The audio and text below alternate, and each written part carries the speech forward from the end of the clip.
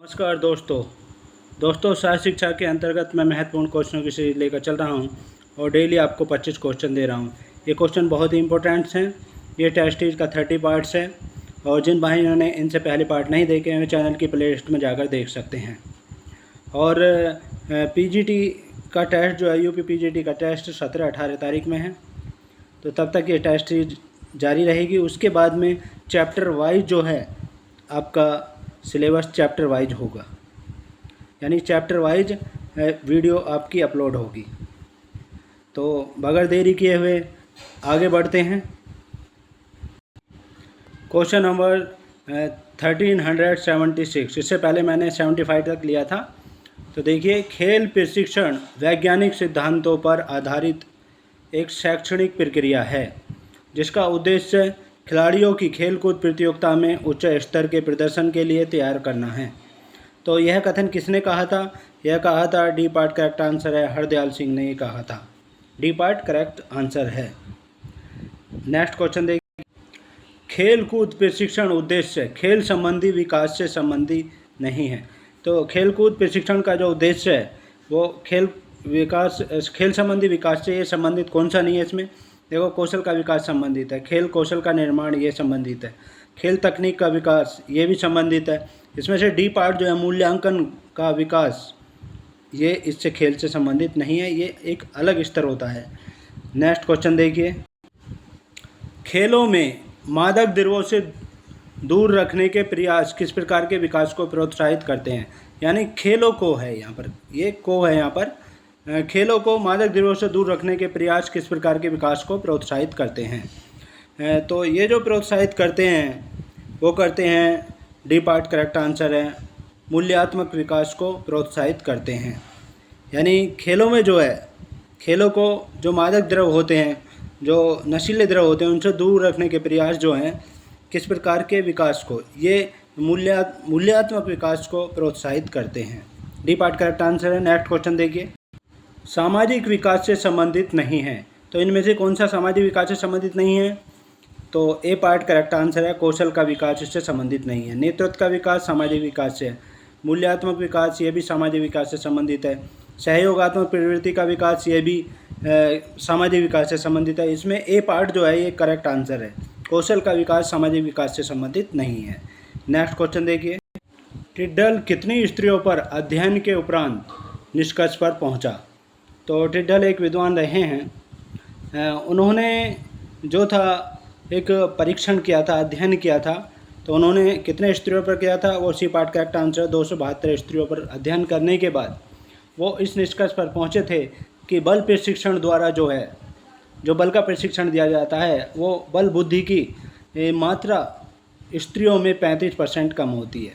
यानी पुरुषों के बल प्रशिक्षण जो दिया जाता है, बल बुद्धि की मात्रा जो है स्त्रियों में 35% कम होती है, यानी पुरुषों के मुकाबले 35% वो कम होती है। सी पार्ट करेक्ट आंसर है। नेक्स्ट क्वेश्चन देखिए, YMCA पद्धति में कितने वर्ग बनाए गए हैं? तो YMCA में पद्धति में जो वर्ग बनाए गए हैं, पहली बात तो ये किस चीज़ के लिए वर्ग बनाए गए हैं? वो बालक या बालिकाओं के भार के आधार पर वर्ग बनाए गए हैं और ये पद्धति वर्गीकरण किया गया है।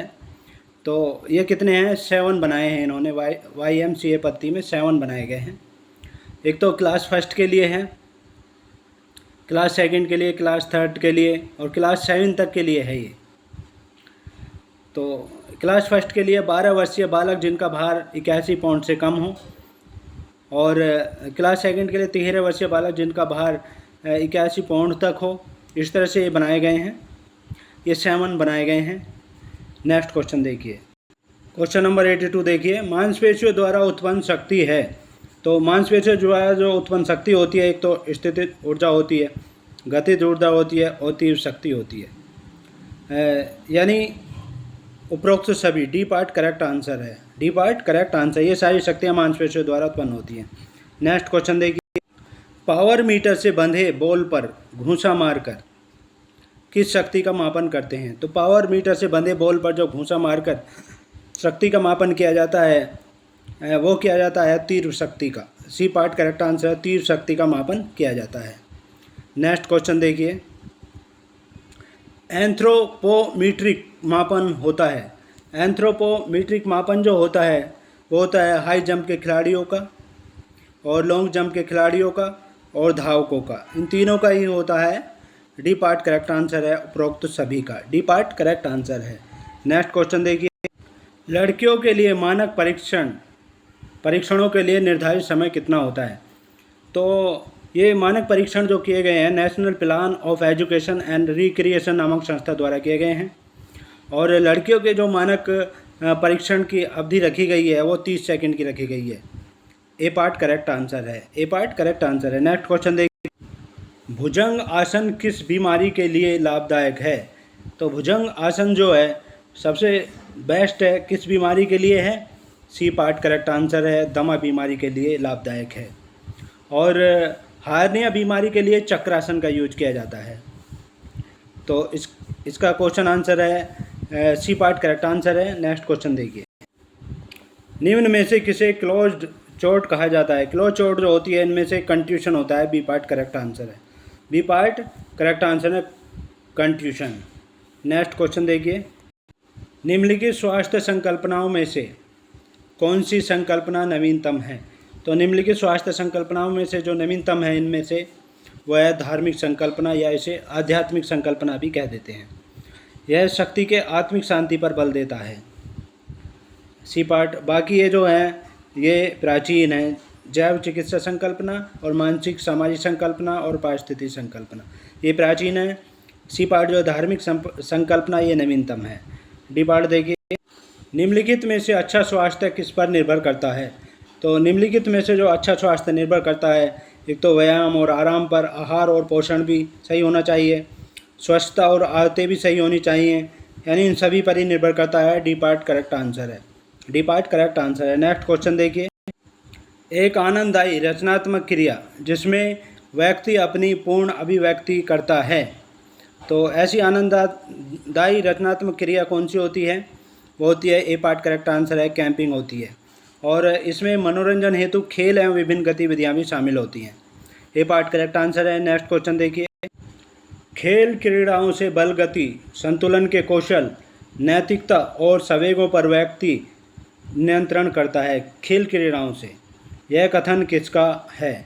तो ये किसने कहा था? ये डी पार्ट करेक्ट आंसर है, रूसो ने कहा था, रूसो ने कहा था। रूसो जैसे प्रकृतिवादी ने शारीरिक लाभ के साथ साथ प्राकृतिक नैतिकता का भी साधन स्वीकार किया है। डी पार्ट करेक्ट आंसर है। नेक्स्ट देखिए, शारीरिक शिक्षा के व्याख्यात्मक और बौद्धिक विकास के उद्देश्य में व्यक्ति की किस योग्यता को रेखांकित किया गया है? तो शारीरिक शिक्षा के व्याख्यात्मक और बौद्धिक विकास के उद्देश्य में जो व्यक्ति की योग्यता को रेखांकित किया गया है वो है, सी पार्ट करेक्ट आंसर है, ठीक ढंग से सोचने और समस्या हल करने की योग्यता को रेखांकित किया गया है। नेक्स्ट क्वेश्चन देखिए, एक पेशेवर संस्थान का निर्णय किसके द्वारा किया जाता है? तो एक पेशेवर संस्थान का निर्णय जो किया जाता है वो किसके द्वारा किया जाता है? सी पार्ट करेक्ट आंसर है, दक्षता के द्वारा किया जाता है। और जो कुशलतापूर्वक उसके कार्य संपादन की क्षमता को प्रदर्शित करता है। तो पेशेवर संस्थान जो होते हैं वो दक्षता के द्वारा निर्णय करते हैं, सी पार्ट करेक्ट आंसर है। नेक्स्ट क्वेश्चन देखिए, जो मनोरंजन गांव, कस्बों और शहरों में रहने वालों के द्वारा नियंत्रित होकर समुदाय द्वारा वित्तीय सुविधाएं प्रदान कर आयोजित किया जाता है उसे क्या कहते हैं? तो जो वित्तीय सुविधाएं प्रदान कर आयोजित किए जाते हैं किसी समुदाय द्वारा वो कहलाए जाते हैं, बी पार्ट करेक्ट आंसर है, सामुदायिक मनोरंजन कहलाते हैं। तो बी पार्ट करेक्ट आंसर है। नेक्स्ट क्वेश्चन देखिए, भारतवर्ष में मनोरंजन अभियान का शुभारंभ किसके द्वारा किया गया था?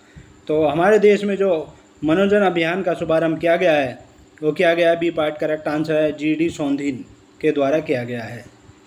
और इन्होंने ही सर्वप्रथम एशियन खेलों का प्रस्ताव ओलंपिक कमेटी के समक्ष रखा था और तभी से ओलंपिक खेल स्टार्ट हुए थे। तो बी पार्ट करेक्ट आंसर है। नेक्स्ट क्वेश्चन देखिए, वह कारक कौन सा है जो शारीरिक शिक्षा में शिक्षक शिक्षण को सबसे अधिक प्रतिकूल रूप से प्रभावित करता है? तो ऐसा सबसे ज़्यादा प्रतिकूल रूप से प्रभावित करता है यानी विपरीत रूप से प्रभावित करता है वो है, बी पार्ट करेक्ट आंसर है, पाठ्यचर्या की गैर समानता होती है वो। ये प्रभावित रूप से प्रतिकूल रूप से प्रभावित करता है, बी पार्ट करेक्ट आंसर है। नेक्स्ट क्वेश्चन देखिए, प्राथमिक समूह वे समूह हैं जिनमें सदस्य एक दूसरे के साथ आमने सामने रहते हैं। यह कथन किसने कहा है? तो दोस्तों यह कथन कहा है, बी पार्ट करेक्ट आंसर है, C.H. कुले ने कहा है। C.H. कुले एक अमेरिकी समाजशास्त्री थे। उन्होंने संबंधों के आधार पर सामाजिक समूह को दो समूहों जैसे प्राथमिक समूह और द्वितीय समूह में विभाजित किया था। तो प्राथमिक समूह के सदस्य जो हैं एक दूसरे के साथ आमने सामने रहते हैं, जैसे परिवार है, बचपन के मित्र हैं, सहपाठी, खेल टीम आदि होते हैं। तो ये बी पार्ट करेक्ट आंसर है। नेक्स्ट क्वेश्चन देखिए, जब एक समूह के सदस्यों में आपस में आकर्षण देखा जाता है तो समूह क्या कहलाता है? तो समूह जो कहलाता है वो सशक्तिशील समूह कहलाता है। बी पार्ट करेक्ट आंसर है। बी पार्ट करेक्ट आंसर है। नेक्स्ट क्वेश्चन देखिए, टर्नवेरियन आंदोलन को किसने शुरू किया था? तो टर्नवेरियन आंदोलन को जो शुरू किया था वो किया था ये थे फ्रेडरिक लुडविग जॉन, यानी ए पार्ट करेक्ट आंसर है। फ्रेडरिक लुडविग जॉन ने 1811 ईस्वी में ये शुरू किया था और 48ers द्वारा ये संयुक्त राज्य के 48ers यानी 48 लोगों द्वारा लिया गया था ये आंदोलन। और टर्नवेरियन शब्द जो है व्यायाम या एथलेटिक क्लब को दर्शाता है। ये पार्ट करेक्ट आंसर है। नेक्स्ट क्वेश्चन देखिए, लीड अप गेम सहायक हैं। तो लीड अप गेम जो सहायक होते हैं, एक तो मनोरंजन उपलब्ध कराना तथा कला बढ़ाने में होते हैं। ये डी पार्ट करेक्ट आंसर है। तो ये थे बहुत ही महत्वपूर्ण क्वेश्चंस। नेक्स्ट पार्ट में आपसे फिर मुलाकात होगी, तब तक के लिए जय हिंद जय भारत। Thanks so much.